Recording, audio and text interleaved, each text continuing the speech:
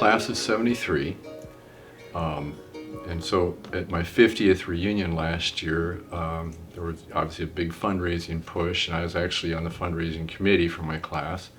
And I felt I should make a nice gift because of that. But I had this idea that what if I could do that and at the same time benefit where I live? Many people who want to give, for whatever reason, tend to focus on research, and the more basic the science, the more interested they seem to be. But what was great about Steve was he was really open to what we needed.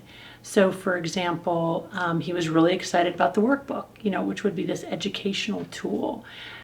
He let me know that he already was involved with supporting various organizations in and around the Portland area. And would there be a possibility of him supporting the work that we're doing in our addiction medicine initiative in the Department of Psychiatry? He clearly kind of wanted a relationship, right? So he wanted to be kept in the loop. He wanted to hear how things were going. And I love to do that. I like it when the relationship is personal. It just feels like the gift for me personally in receiving it is both more meaningful, and I want to be able to express gratitude. And, we had some great conversations about how to kind of take the show on the road, so to speak. Yes, I care deeply about Portland. We've got severe problems here. She's making a contribution to it with her work, but every city on the West Coast has a similar situation. I might, in fact, challenge alums in places like Seattle and Los Angeles, San Francisco, to maybe do the same kind of thing, benefiting their cities, because there's no lack of need or opportunities to do good in this world and in this area in particular. So, coming and visiting Helping Hands here in Portland has been an absolutely amazing experience.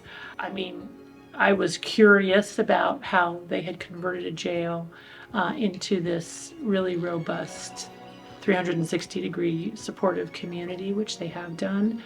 But I can say that since visiting Helping Hands, I've been absolutely blown away by, number one, how beautiful the facility is. It's aesthetically very, very pleasing, with artwork, with a beautiful natural setting, trees, gardens. It's pretty incredible.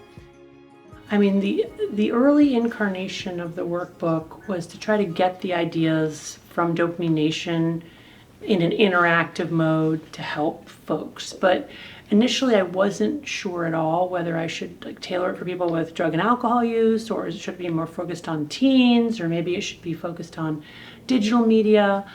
So we had conversations around that, and I think ultimately we agreed that the initial phase should be sort of cast a wide net, communicate the central ideas around addiction neuroscience, early interventions, make it very interactive. You were really the specific thing of having summary bullet points. That was really your suggestion. At the end of each section, right? Which you had in the online course. Yes, I had in the online course, but I didn't have in the workbook, and you said you should really do that.